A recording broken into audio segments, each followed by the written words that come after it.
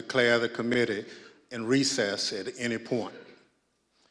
Pursuant to House Deposition Authority Regulation 10, the chair announces the committee's approval to release the deposition material presented during today's meeting, and further, its approval to release deposition material that accompanies release of the Select Committee's final report. Good afternoon, and may God bless the United States of America. To cast a vote in the United States is an act of faith and hope. When we drop that ballot in the ballot box, we expect the people named on the ballot are going to uphold their end of the deal. The winner swears an oath and upholds it. Those who come up short ultimately accept the results and abide by the rule of law. That faith in our system is the foundation of American democracy. If the faith is broken, so is our democracy. Donald Trump broke that faith. He lost the 2020 election and knew it. But he chose to try to stay in office through a multi-part scheme to overturn the results and block the transfer of power. In the end, he summoned a mob to Washington, and knowingly they were armed and angry, pointed them to the Capitol and told them to fight like hell. There's no doubt about this. This afternoon, my colleagues will present our key findings, reminding you of some of the information we presented in earlier hearings and telling you how it fits in our broader conclusions. Those conclusions have helped shape the committee's final report, which we'll adopt today pursuant to House Resolution 503, which establishes the Select Committee nearly a year and a half ago. I expect our final work will be filed with the Clerk of the House and made public later this week. Beyond that release, the Select Committee intends to make public the bulk of its non-sensitive records before the end of the year. These transcripts and documents will allow the American people to see for themselves the body of evidence we've gathered and continue to explore the information that has led us to our conclusions. This committee is nearing the end of its work. But as the country, we remain in strange and uncharted waters. We've never had a president of the United States stir up a violent attempt to block the transfer of power. I believe nearly 2 years later, this is still a time of reflection and reckoning. If we are to survive as a nation of laws and democracy, this can never happen again. How do we stop it? This committee will lay out a number of recommendations in its final report. But beyond any specific details and recommendations we present, there's one factor I believe is most important in preventing another January 6th, accountability. So today, beyond our findings, we will also show that evidence we've gathered points to further action beyond the power of this committee or the Congress to help ensure accountability under law. Accountability that can only be found in the criminal justice system. We have every confidence that the work of this committee will help provide a roadmap to justice, and that the agencies and institutions responsible for ensuring justice under the law will use the information we've provided to aid in their work. And for those of you who have followed this committee's work, I hope we've helped make clear that there's a broader kind of accountability. Accountability to all of you, the American people. The future of our democracy rests in your hands. It's up to the people of this country to decide who deserves the public trust, who will put fidelity to the Constitution and democracy above all else, who will abide by the rule of law, no matter the outcome. I'm grateful to the millions of you who followed this committee's work. I hope we lived up to our commitment to present the facts and let the facts speak for themselves. Let me say in closing, The women and men seated around me on this dais are public servants in the most genuine sense. They put aside politics and partisanship to ensure the success of this committee in providing answers to the American people. I especially want to thank and acknowledge our Vice Chair, who has become a true partner in this bipartisan effort, Ms. Cheney of Wyoming. And I also recognize her for any opening statement that she cared to offer. Thank you very much, Mr. Chairman, and thank you for your tremendous leadership of this committee. I know we all have benefited greatly from your wisdom and your wise counsel, so thank you very much. In April of 1861, when Abraham Lincoln issued the first call for volunteers for the Union Army, my great-great-grandfather, Samuel Fletcher Cheney, joined the 21st Ohio Volunteer Infantry. He fought through all 4 years of the Civil War, from Chickamauga to Stones River to Atlanta. He marched with his unit in the Grand Review of Troops up Pennsylvania Avenue in May of 1865, past a reviewing stand where President Johnson and General Grant were seated. Silas Canfield, the regimental historian of the 21st Ohio Volunteer Infantry, described the men in the unit this way. He said they had a just appreciation of the value and advantage of free government and the necessity of defending and maintaining it.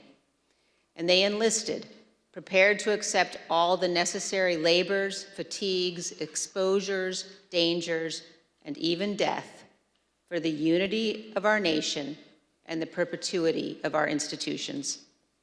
I have found myself thinking often, especially since January 6th, of my great-great-grandfather and all those in every generation who have sacrificed so much for the unity of our nation and the perpetuity of our institutions.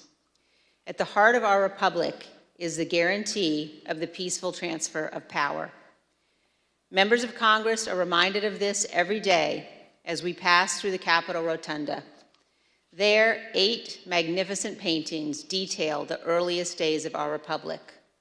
One, painted by John Trumbull, depicts the moment in 1793 when George Washington resigned his commission, handing control of the Continental Army back to Congress. Trumbull called this, quote, one of the highest moral lessons ever given the world. With this noble act, George Washington established the indispensable example of the peaceful transfer of power in our nation.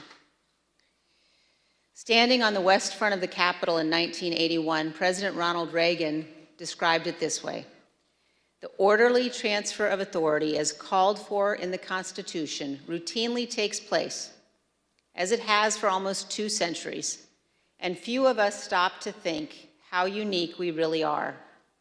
In the eyes of many in the world, this every 4-year ceremony that we accept as normal is nothing less than a miracle. Every president in our history has defended this orderly transfer of authority, except one. January 6, 2021 was the first time one American president refused his constitutional duty to transfer power peacefully to the next. In our work over the last 18 months, the Select Committee has recognized our obligation to do everything we can to ensure this never happens again. At the beginning of our investigation, we understood that tens of millions of Americans had been persuaded by President Trump that the 2020 election was stolen by overwhelming fraud. And we also knew this was flatly false. We knew that dozens of state and federal judges had addressed and resolved all manner of allegations about the election. Our legal system functioned as it should, but our president would not accept the outcome. Among the most shameful of this committee's findings was that President Trump sat in the dining room off the Oval Office watching the violent riot at the Capitol on television. For hours, he would not issue a public statement instructing his supporters to disperse and leave the Capitol, despite urgent pleas from his White House staff and dozens of others to do so. Members of his family his White House lawyers, virtually all those around him knew that this simple act was critical. For hours, he would not do it. During this time, law enforcement agents were attacked and seriously injured. The Capitol was invaded, the electoral count was halted, and the lives of those in the Capitol were put at risk. In addition to being unlawful, as described in our report, this was an utter moral failure and a clear dereliction of duty. Evidence of this can be seen in the testimony of President Trump's own White House counsel and several other White House witnesses.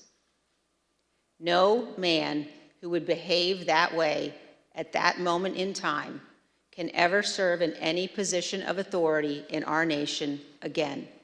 He is unfit for any office. The committee recognizes that our work has only begun. It's only the initial step in addressing President Trump's effort to remain in office illegally. Prosecutors are considering the implications of the conduct that we describe in our report, as are citizens all across our nation. In 1761, John Adams wrote, "The very ground of our liberties is the freedom of elections." Faith in our elections and the rule of law is paramount to our republic. Election deniers, those who refuse to accept lawful election results, purposely attack the rule of law and the foundation of our country. The history of our time will show that the bravery of a handful of Americans doing their duty saved us from an even more grave constitutional crisis. Elected officials, election workers, and public servants stood against Donald Trump's corrupt pressure. Many of our committee's witnesses showed selfless patriotism, and their words and courage will be remembered. The brave men and women of the Capitol Police, the Metropolitan Police, and all the other law enforcement officers who fought to defend us that day saved lives and our democracy. Finally, I wish to thank my colleagues on this committee. It has been a tremendous honor to serve with all of you. We have accomplished great and important things together, and I hope we have set an example. And I also want to thank all of those who have honorably contributed to the work of our committee and to our report. We have accomplished much over a short period of time. Many of you sacrificed for the good of our nation. You have helped make history, and I hope helped to right the ship. Thank you, Mr. Chairman. I yield back. Gentlelady yields back. As you know, this is our final meeting of our committee. Over the course of the last year and a half, we presented evidence in 10 public hearings, testimony from our brave law enforcement officers, senior White House and campaign officials, and many others. Today, we are prepared to share our findings with you. But before we do so, it's important to remember what we've learned, and critically, exactly what happened at the United States Capitol on January 6th. Without objection, I include in the record a video presentation of some of the key evidence our investigation has uncovered.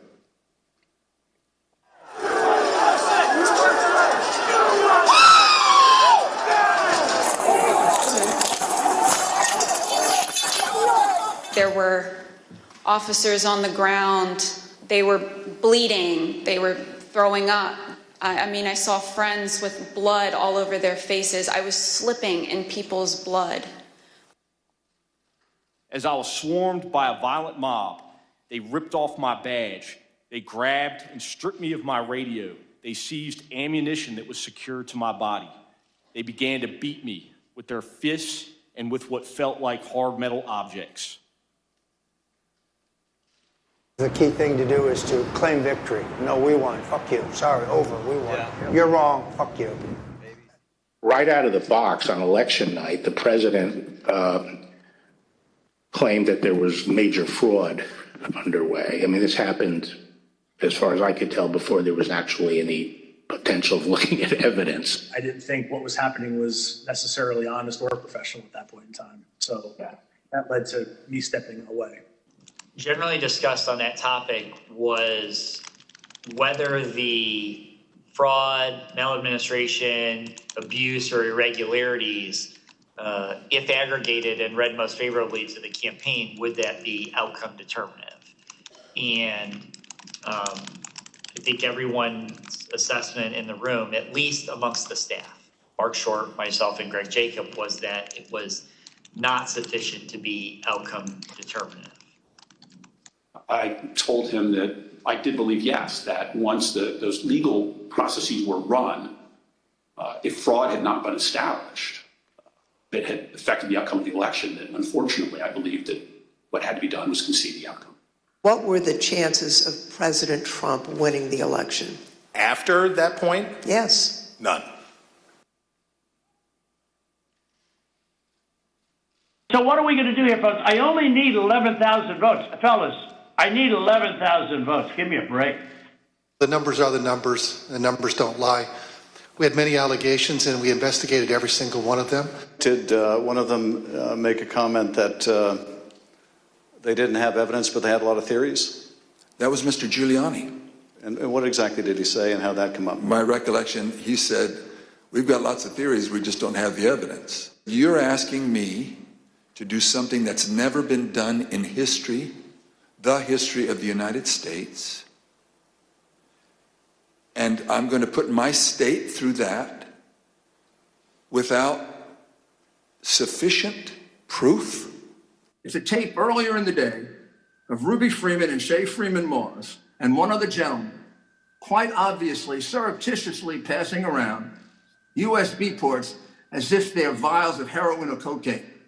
In one of the videos we just watched, Mr. Giuliani accused you and your mother of passing some sort of USB drive to each other.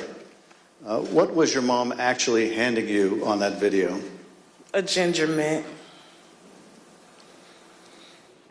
Do you know how it feels to have the President of the United States to target you? The President of the United States is supposed to represent every American, not to target one.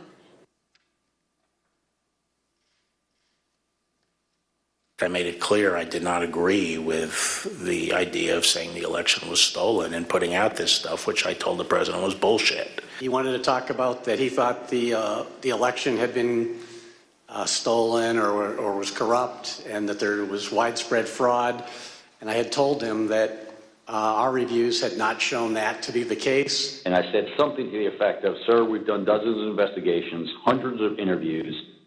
The major allegations are not supported by the evidence developed. Well, my first thought was, this is a terrible idea. Jeff Clark cannot be installed as acting Attorney General of the United States. You ultimately told us that you described this meeting as not this meeting, the Georgia letter that was proposed as an effing murder-suicide pact. Do you remember using the term murder-suicide pact? Yes.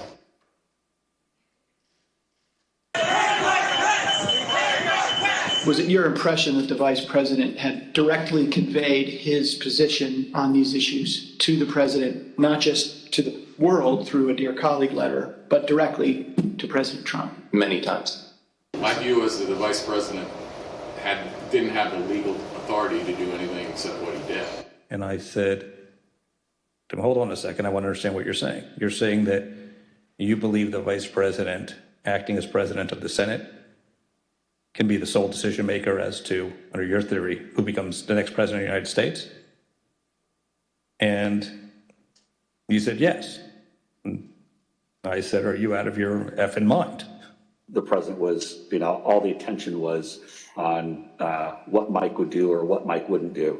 There's a telephone conversation between the president and the vice president, is that correct? Yes. The conversation was pretty heated. Apologize for being impolite, but do you remember what she said her father called him? The P word. Bring out bitch! Bring it out! It was clear that it was escalating and escalating quickly.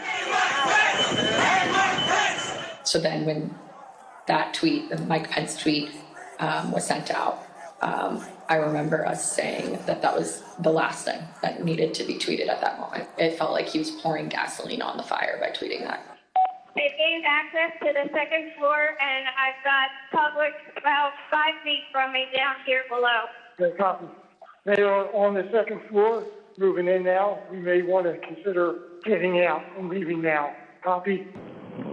The members of the BPT tell at this time were starting to fear for their own lives. There were calls to say goodbye to family members, so on and so forth.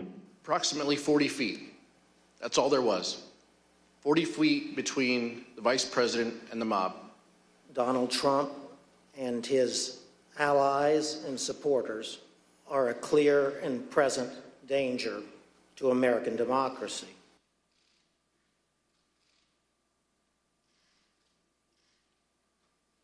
We got derogatory information from OSINT suggesting that some very, very violent individuals were organizing to come to D.C. As Mr. Giuliani and I were walking to his vehicles that evening, he looked at me and said something to the effect of, "Cass, are you excited for the 6th? It's going to be a great day." I remember looking at him saying, "Rudy, could you explain what's happening on the 6th?" He had responded something to the effect of, "We're going to the Capitol. It's going to be great. The president's going to be there. He's going to look powerful."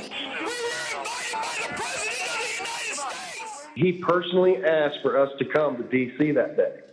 And I thought, for everything he's done for us, if this is the only thing he's going to ask of me, I'll do it. Well, basically, the president, got everybody riled up, told everybody to head on down. So we basically were just following what he said.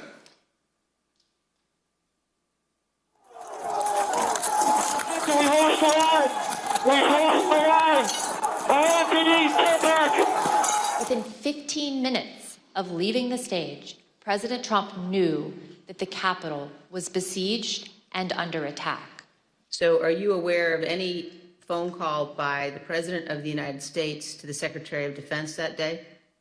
Not that I'm aware of, no. Are you aware of any phone call by the President of the United States to the Attorney General of the United States that day? No. Are you aware of any phone call by the President of the United States to the Secretary of Homeland Security that day? I'm not aware of that, no. Did you ever hear the president No. ask for the national guard? Did you ever hear the president ask for law enforcement response? No. You got an assault going on the Capitol of the United States of America. And there's nothing. No call, nothing, zero. I remember Pat saying something to the effect of, "Mark, we need to do something more. They're literally calling for the vice president to be effing hung." And Mark had responded something to the effect of, "You heard him, Pat. He thinks Mike deserves it. He doesn't think they're doing anything wrong." You on the staff did not want people to leave the Capitol. On the staff? In the White House. I can't think of anybody, on that day who didn't want people to get out of the Capitol once particularly once the violence started. No. I mean,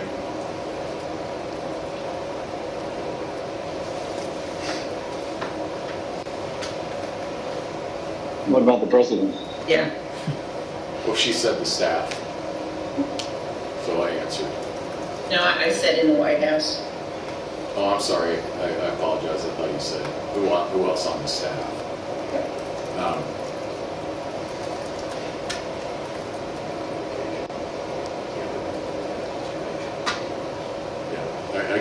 I can't reveal communications, but obviously I think,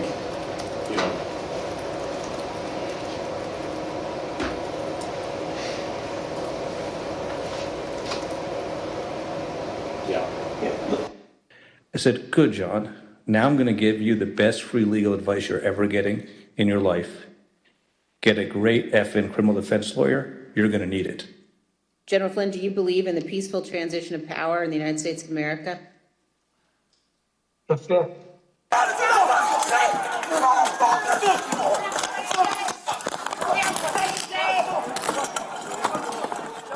Another officer unconscious. The terrorist. What terrorist?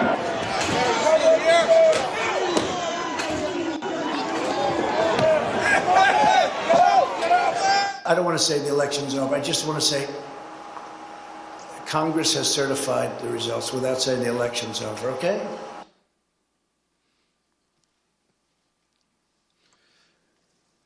The chair now recognizes the gentlewoman from California, Ms. Lofgren, for an opening statement. Thank you, Mr. Chairman. Over the last 18 months, the Select Committee has conducted a congressional investigation of enormous scale, seeking to uncover the depth and breadth of ex-President Trump's multi-part plan to reverse the lawful outcome of the 2020 presidential election. We've compiled an immense volume of documents collected from countless individuals, law enforcement agencies, and federal and state authorities. Many of our efforts to get the evidence required litigation in federal court, including the U.S. Supreme Court. We've taken the testimony of hundreds of witnesses. Now, while we couldn't show them all during the hearings, we focused on those who were most central, including our ex-president's White House aides, his senior Department of Justice officials, and senior members of his campaign. Based on this assembled evidence, the Select Committee has reached a series of specific findings. Now, many of these findings pertain to what has been called the big lie, the enormous effort led by ex-President Trump to spread baseless accusations and misinformation in an attempt to falsely convince tens of millions of Americans that the election had been stolen from him. Beginning even before the election and continuing through January 6th and thereafter, Donald Trump purposely disseminated false allegations of fraud in order to aid his effort to overturn the 2020 election. Ex-President Trump's decision to declare victory falsely on election night wasn't a spontaneous decision. It was premeditated. The committee has evidence that ex-President Trump planned to declare victory and unlawfully to call for the vote counting to stop, and that he told numerous allies about his intent in the weeks before the election. The committee found that Mr. Trump raised hundreds of millions of dollars with false representations made to his online donors. The proceeds from his fundraising, we have learned, have been used in ways that we believe are concerning. In particular, the committee has learned that some of those funds were used to hire lawyers. We've also obtained evidence of efforts to provide or offer employment to witnesses.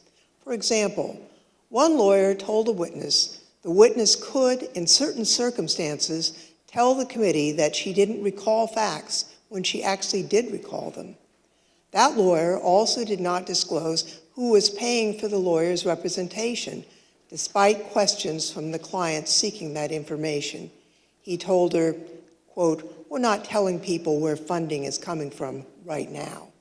We've learned that a client was offered potential employment that would make her, quote, "financially very comfortable," as the date of her testimony approached, by entities that were apparently linked to Donald Trump and his associates. These offers were withdrawn or didn't materialize as reports of the content of her testimony circulated. The witness believed this was an effort to affect her testimony, and we are concerned that these efforts may have been a strategy to prevent the committee from finding the truth. Throughout the post-election period, ex-President Trump was told repeatedly by his campaign advisors, government officials, and others there was no evidence to support his claims of election fraud. Even since our last hearing, the Select Committee has obtained testimony from new witnesses who've come forward to tell us about their conversations with ex-President Trump on this topic. Here is one of his senior advisors, Hope Hicks. Seeing evidence of fraud on a scale that would have impacted the outcome of the election, and I was becoming increasingly concerned that we were damaging his legacy. What did the president say in response to what you just described? He said something along the lines of, nobody will care about my legacy if I lose. So that won't matter. The only thing that matters is winning. Despite all that, he continued to purposely and maliciously make false claims, sometimes within a day of being told that a particular claim was false and unsupported by the evidence. By the time the Electoral College met to cast its votes on December 14, 2020, a number of President Trump's senior staff, cabinet officials, and members of his family were urging him to facilitate a peaceful transition to the incoming administration. He disregarded their advice, and he continued to claim publicly that the election had been stolen from him. Numerous state and federal courts evaluated and rejected the Trump campaign's claims of voter fraud, including 11 judges appointed by ex-President Trump himself. Many of these courts issued scathing opinions, criticizing the lack of evidence that ex-President Trump and his allies had advanced to support their claims. Numerous individuals associated with these efforts have since acknowledged that they were unable to find sufficient evidence of fraud to affect the election results, including in testimony to this select committee. Still, ex-President Trump repeated those false claims and tried to convince his supporters the election was stolen. This was an attempt to justify overturning the lawful election results. Donald Trump knowingly and corruptly repeated election fraud lies, which incited his supporters to violence on January 6th. He continues to repeat his meritless claim that the election was stolen even today and continues to erode our most cherished and shared belief in free and fair elections. Mr. Chairman, I yield back. Gentlewoman yields back. The chair recognizes the gentleman from California, Mr. Schiff, for an opening statement. Thank you, Mr. Chairman. Building on his constant repetition of the big lie, President Trump engaged in an unprecedented effort to obstruct the joint session on January 6th, the proceeding where his electoral loss would be certified by Congress. This effort began in part in the states, which hold, count, and ultimately determine the winners of presidential elections. Many state officials were targeted by President Trump and his campaign.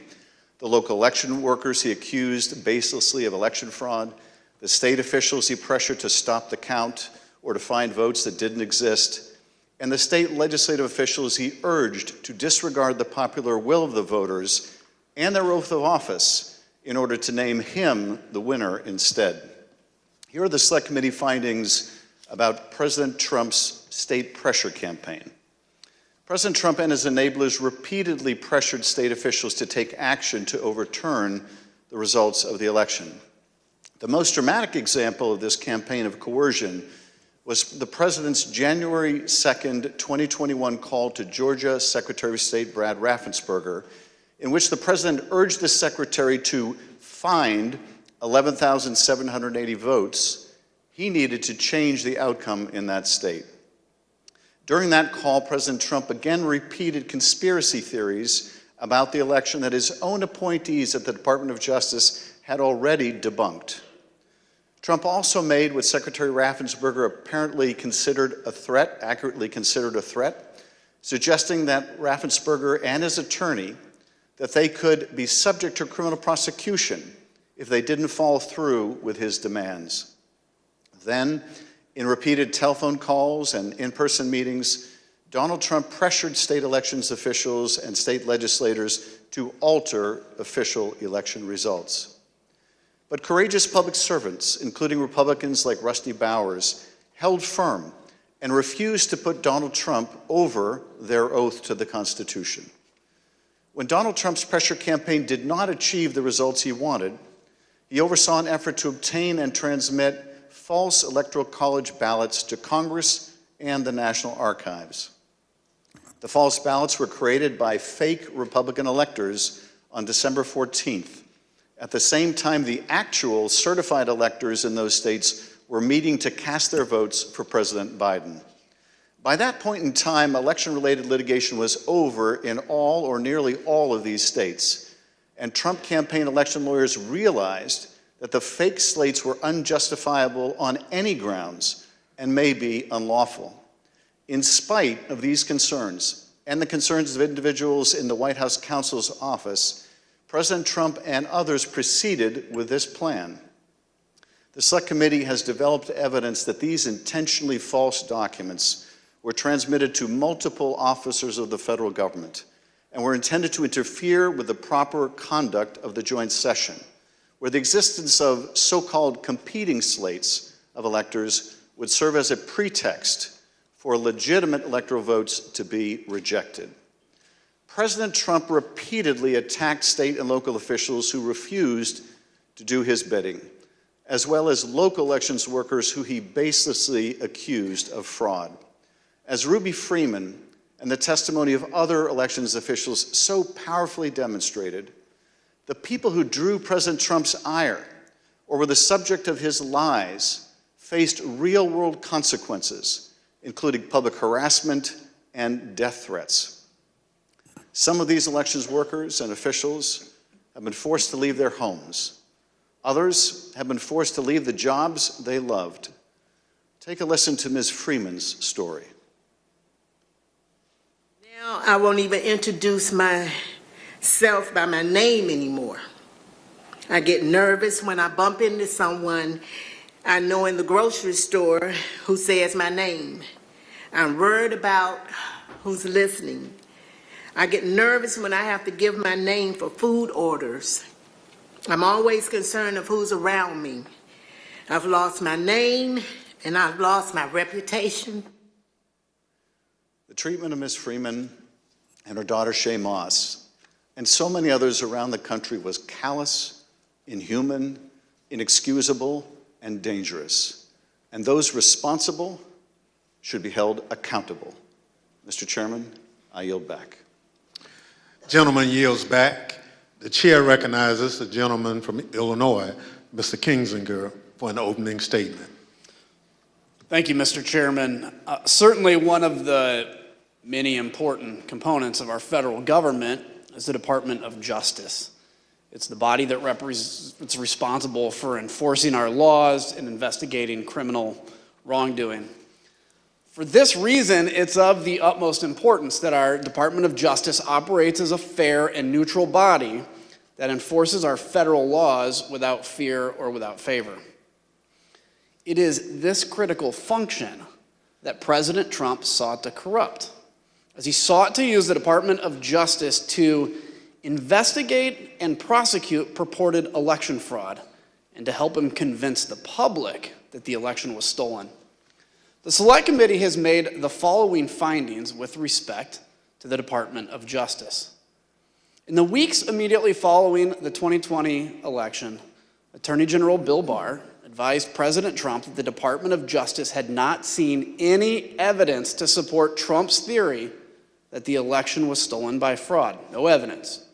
Over the course of the 3 meetings in this post-election period, Attorney General Barr assured President Trump that the Justice Department was properly investigating claims of election fraud.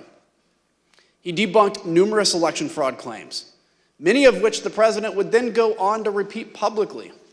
And he made clear that President Trump was doing, quote, a great disservice to the country by pursuing them.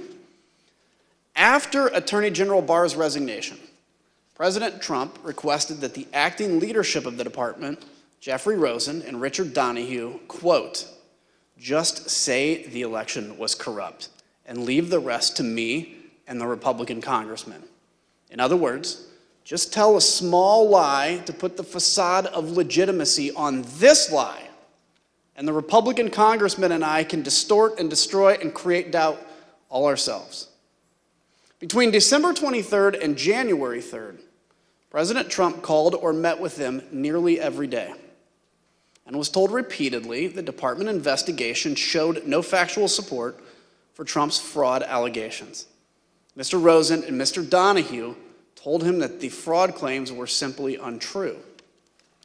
As Mr. Rosen and Mr. Donahue continued to resist, President Trump then tried to install a loyalist named Jeffrey Clark to lead the department as acting attorney general.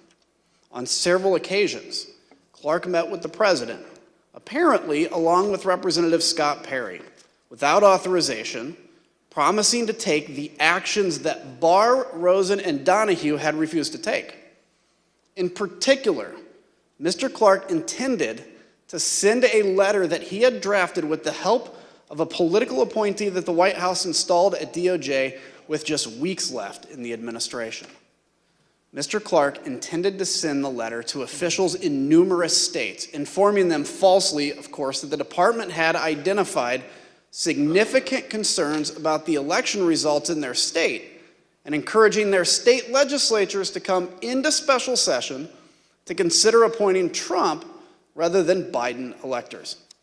Here's Acting Deputy Attorney General Donahue describing his reaction to Mr. Clark's proposed letter.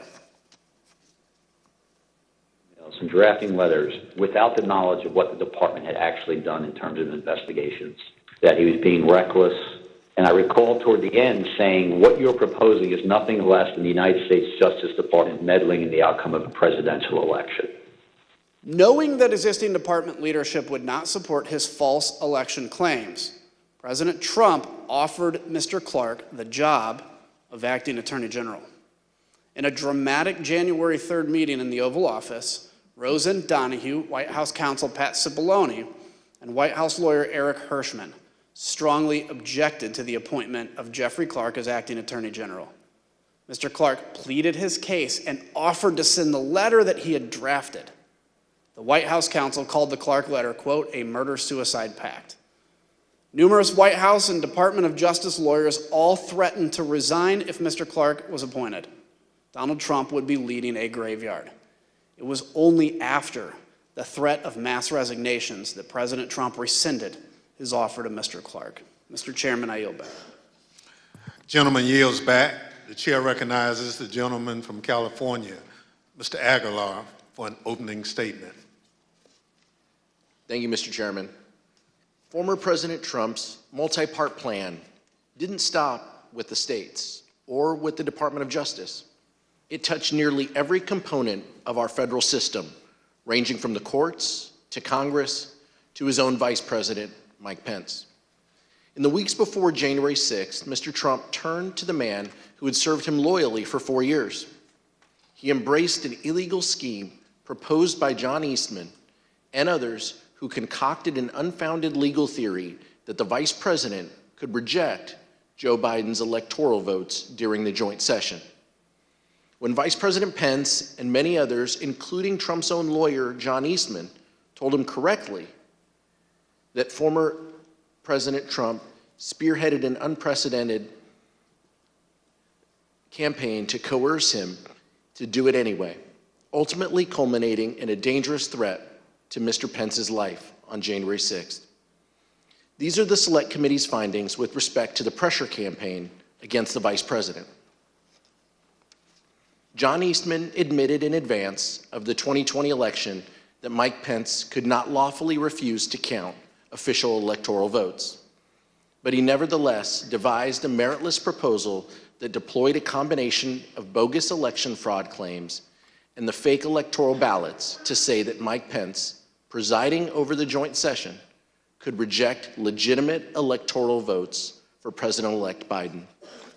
But still, President Trump accepted and repeated Eastman's theory and used it to pressure the Vice President to take unlawful action. In multiple heated conversations, President Trump directly pressured Vice President Pence to adopt the Eastman theory and either reject the electors or send them back to the state legislatures.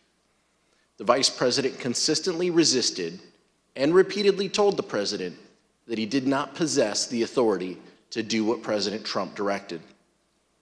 This culminated in an angry phone call on the morning of January 6th between President Trump and Vice President Pence, during which the former president repeatedly berated Mr. Pence by cursing and leveling threats. White House staffer Nick Luna was one of the many witnesses who heard the call as it happened. Take a listen at Mr. Luna's testimony. Did you hear any part of the phone call, even if just the end that the president was speaking from? I did, yes. All right, and what did you hear? So as I was dropping off the note, my memory, I remember hearing the word wimp. Either he called him a wimp. I don't remember if he said, you are a wimp, you'll be a wimp. Wimp is the word I remember. Something to the effect, the wording's wrong. I made the wrong decision 4 or 5 years ago. In the face of the vice president's resistance, the former president and others exerted both private and public pressure to change his mind. In his speech on the Ellipse on the afternoon of January 6th, former President Trump told the crowd that Vice President Pence needed the courage to do what he has to do. Once the riot began, President Trump deliberately chose to issue a tweet attacking Mr. Pence, knowing that the crowd had already grown violent. Almost immediately thereafter, the crowd around the Capitol surged, and between 2:30 and 2:35 p.m., the Metropolitan Police line on the west front of the Capitol broke. This was the first time in MPD history that a line like this had broken. Rioters at the Capitol were heard chanting, "Hang Mike Pence," through the afternoon. As a result of this unrest, Vice President Pence was forced to flee to a secure location where he actively coordinated with law enforcement and other governmental officials to address the ongoing violence. Mr. Chairman, I yield back. Gentleman yields back. The chair recognizes the gentlewoman from Florida, Ms. Murphy, for an opening statement. Thank you, Mr. Chairman. Ultimately, President Trump did not succeed in bending state and federal officials to his will. At every turn, state officials, the Department of Justice, Mike Pence, and many others stood up for the rule of law and resisted the president's wishes. In that way, our American institutions held after the 2020 election. But that did not stop President Trump. Instead, he turned to his supporters, those who believed his lies about a stolen election. He summoned a crowd to the nation's capital on January 6, hoping that they would pressure Congress to do what he could not do on his own. The Select Committee has made the following findings on this issue. 2 years ago today, in the early morning hours of December 19th, Donald Trump sent a tweet urging his supporters to travel to Washington for a protest on January 6th. "Be there, we'll be wild," he tweeted. Between December 19th and January 6th, the president repeatedly encouraged his supporters to come to Washington. The president's December 19th tweet galvanized domestic violent extremists, including members of the Oath Keepers, the Proud Boys, and organized militia groups. These individuals began organizing to come to the Capitol in large numbers with the specific intent to use violence to disrupt the certification of the election during the joint session. Prior to January 6th, the FBI, Secret Service, U.S. Capitol Police, D.C. government, and other law enforcement agencies gathered substantial evidence suggesting the risk of violence at the Capitol during the joint session. These included warnings like the following. Their plan is to literally kill people. Please take this tip seriously and investigate further. President Trump supporters have proposed a movement to occupy Capitol Hill. Alert regarding the VP being a dead man walking if he doesn't do the right thing. I saw several other alerts saying they will storm the Capitol if he doesn't do the right thing. In the days leading up to January 6th, President Trump's advisors explicitly told him that he should encourage his supporters to be peaceful that day, but he refused. One witness, Hope Hicks, provided the committee with records of her text messages on January 6th. In one exchange with another staffer, he texted her, "Hey, I know you're seeing this, but he," referring to President Trump, "really should tweet something about being nonviolent." "I'm not there," Hicks replied. "I suggested it several times Monday and Tuesday, and he refused." When Ms. Hicks came in to provide testimony to the committee, we asked her about this exchange. Her explanation is that the he in this text wasn't the president, but rather it was Eric Hirschman. Take a listen to her testimony. When you wrote, "I suggested it several times," and it presumably means that the president say something about being nonviolent. You wrote, "I suggested it several times Monday and Tuesday, and he refused." Tell us what happened. Sure. I didn't speak to the president about this directly, but I communicated people like Eric Hirschman that it was my view that it was important that the president put out some kind of message in advance of the event. And what was Mr. Hirschman's response? Mr. Hirschman said that he had made the same, recommendation directly to the president, and that he had refused. Just so I understand, Mr. Hirschman said that he had already recommended to the president that the president convey a message that people should be peaceful on January 6th, and the president had refused to do that? Yes. The public will be able to review this in the transcripts and see the perspective Eric Hirschman gave before we took Hope Hicks's testimony. Despite having knowledge of the threats of violence presented by the crowd gathered on January 6th, President Trump gave an incendiary speech, declaring without basis that the election had been stolen and encouraging his supporters to fight like hell. And during the speech and immediately thereafter, President Trump stated his intention to travel to the Capitol with his supporters in an effort to influence the joint session. The Select Committee has developed evidence indicating that President Trump did, in fact, intend to go to the Capitol on the afternoon of January 6th, and that he repeatedly expressed that intention during the afternoon and in the days prior. Mr. Chairman, I yield back. Gentlewoman yields back. The chair recognizes the gentlewoman from Virginia, Mrs. Luria, for an opening statement. Thank you, Mr. Chairman. All of President Trump's efforts came to a head on the afternoon of January 6th. Standing on the stage of the Ellipse, President Trump told tens of thousands of angry supporters that the election was stolen, that they had the power to change that if they marched to the Capitol, and that they wouldn't have a country anymore if the presidency was taken away from him.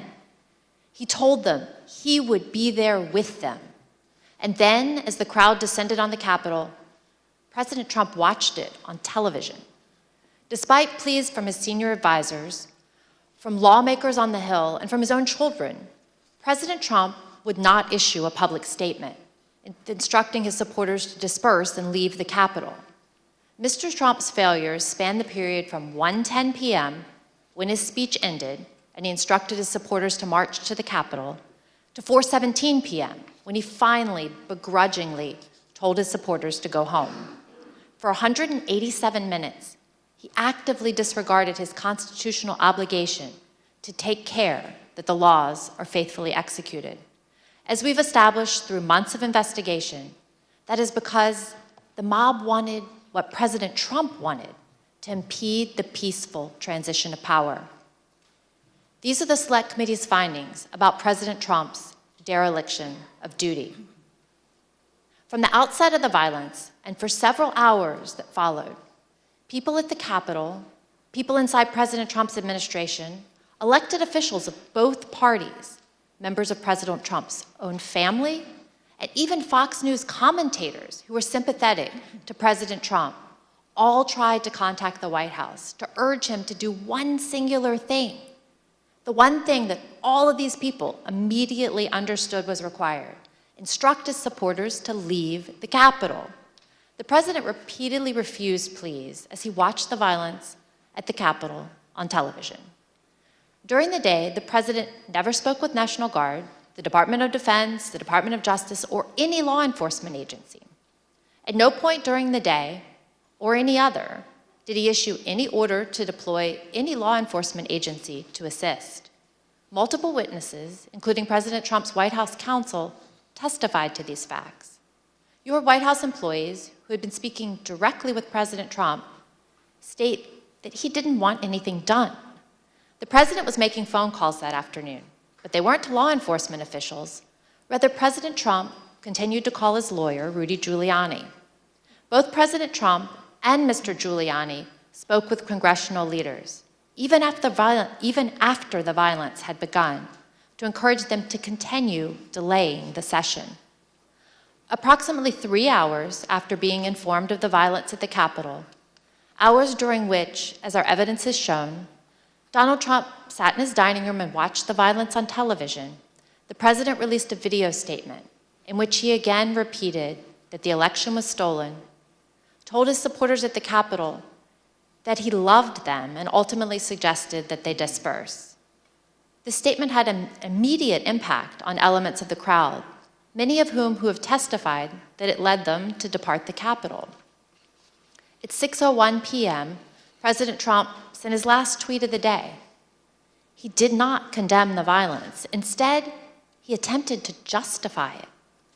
These are the things and events that happen when a sacred landslide election victory is so unceremoniously and viciously stripped away, he wrote. Remember this day forever. There's no doubt that President Trump thought that the actions of the rioters were justified. In the days after January 6th, he spoke to several different advisors. And in those conversations, he minimized the seriousness of the attack. Here is new testimony from another one of President Senior's advisors, Kellyanne Conway. You said you talked to the president the next day. Tell us about that conversation on the 7th. Yeah, I don't think it was very long. I just said that was just a terrible day. I'm working on a long statement. I said it's crazy. What did he say? No, these people are upset. They're very upset. In the days following the attack, President Trump also expressed a desire to pardon those involved in the attack. Since then, he's suggested that he will do so if he returns to the Oval Office. In summary, President Trump lit the flame, he poured gasoline on the fire, and sat by in the White House dining room for hours watching the fire burn. And today, he still continues to fan those flames. That was his extreme dereliction of duty. Mr. Chairman, I yield back. Gentlewoman yields back. The chair recognizes the gentleman from Maryland, Mr. Raskin, for an opening statement. Thank you, Mr. Chairman, and I want to thank you for your extraordinary leadership of this committee. Generations to come will praise you and the Vice Chair for your unswerving devotion to the rule of law. Several months ago, you tasked several of our members in a subcommittee with bringing recommendations to the full committee about potential referrals to the Department of Justice and other authorities based on evidence of criminal and civil offenses that has come to our attention over the course of our investigation. We are now prepared to share those recommendations today. Mr. Chairman, let me begin with some relevant background considerations to our criminal referrals. The dangerous assault on American constitutional democracy that took place on January 6, 2021 consists of hundreds of individual criminal offenses. Most such crimes are already being prosecuted by the Department of Justice. We propose to the committee advancing referrals where the gravity of the specific offense, the severity of its actual harm, and the centrality of the offender to the overall design of the unlawful scheme to overthrow the election compel us to speak. Ours is not a system of justice where foot soldiers go to jail and the masterminds and ringleaders get a free pass. Mr. Chairman, as you know, our committee had the opportunity last spring to present much of our evidence to a federal judge, something that distinguishes our investigation from any other congressional investigation I can recall. In the context of resolving evidentiary privilege issues related to the crime-fraud doctrine in the Eastman case, U.S. District Court Judge David Carter examined just a small subset of our evidence to determine whether it showed the likely commission of a federal offense. The judge concluded that both former President Donald Trump and John Eastman likely violated 2 federal criminal statutes. This is the starting point for our analysis today. The first criminal statute we invoke for referral, therefore, is Title 18, Section 1512C, which makes it unlawful for anyone to corruptly obstruct, influence, or impede any official proceeding of the United States government. We believe that the evidence described by my colleagues today and assembled throughout our hearings warrants a criminal referral of former President Donald J. Trump, John Eastman, and others for violations of this statute. The whole purpose and obvious effect of Trump's scheme were to obstruct, influence, and impede this official proceeding, the central moment for the lawful transfer of power in the United States.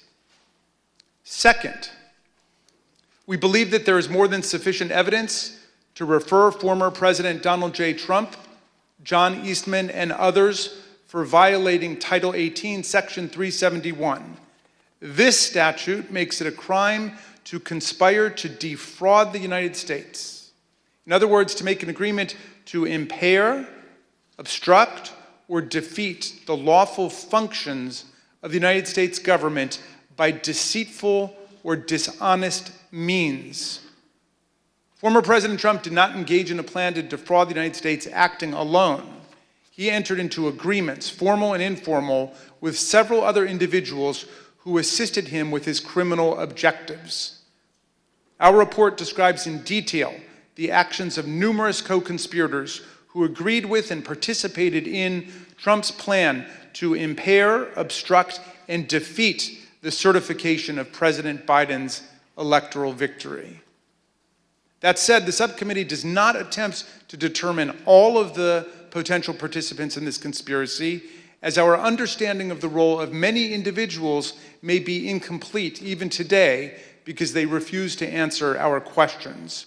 We trust that the Department of Justice will be able to form a far more complete picture through its own investigation.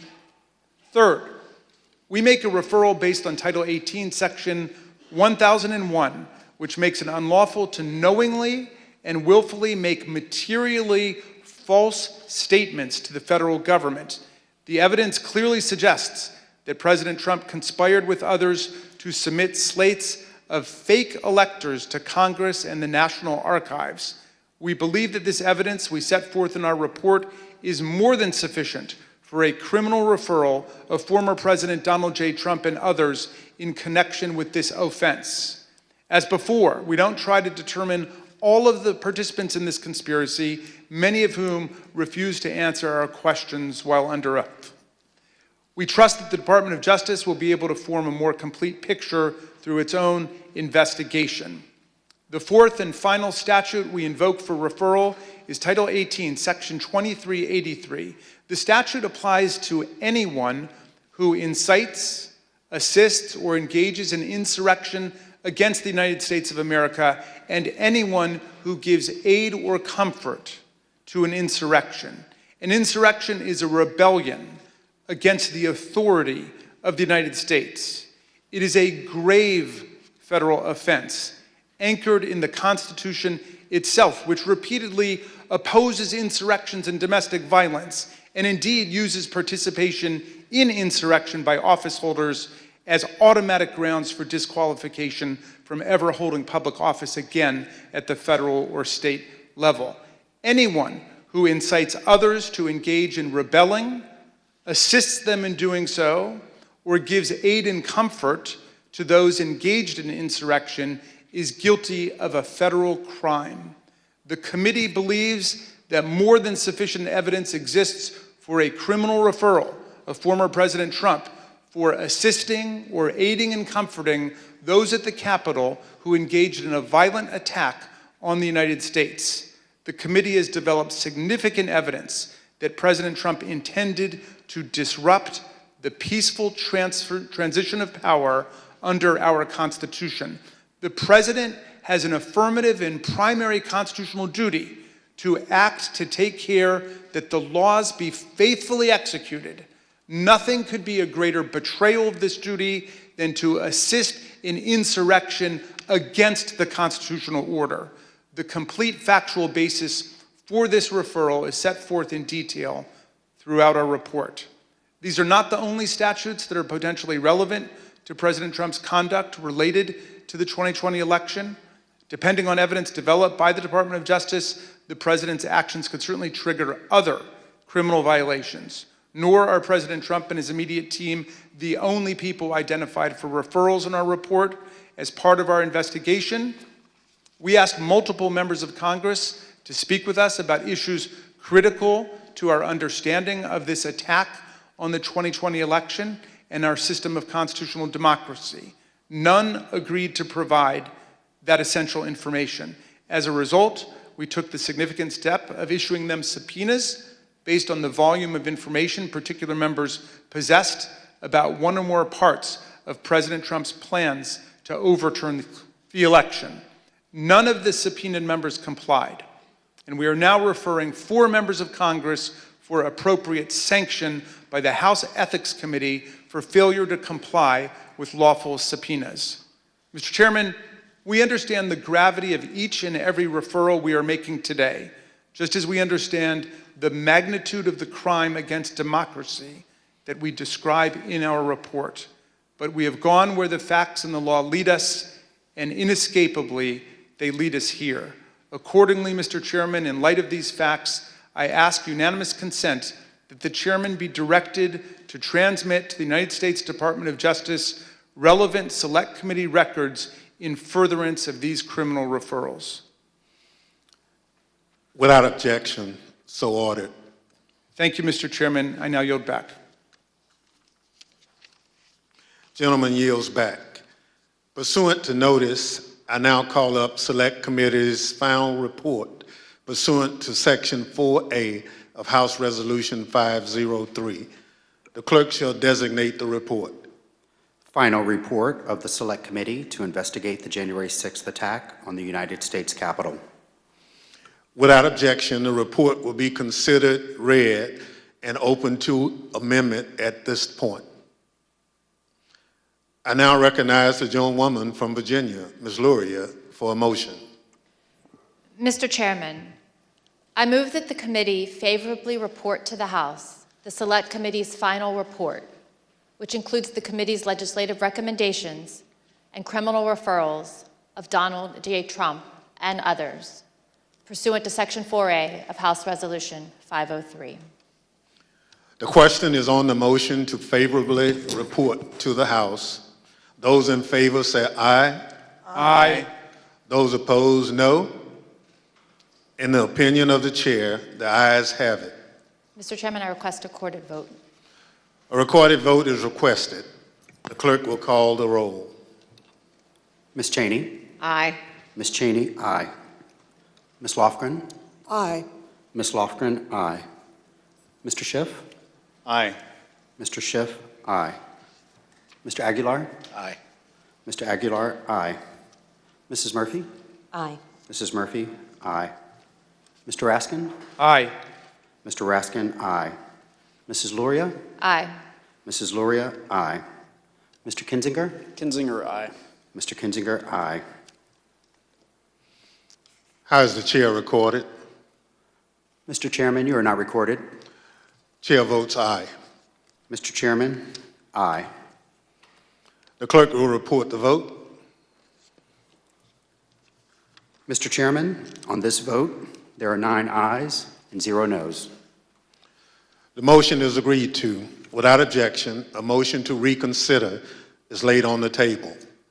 Without objection, staff is authorized to make any necessary technical or conforming changes to the report to reflect the actions of the committee. The chair requests those in the hearing room remain seated until the Capitol Police have escorted members from the room. There being no further business, without objection, the Select Committee stands adjourned.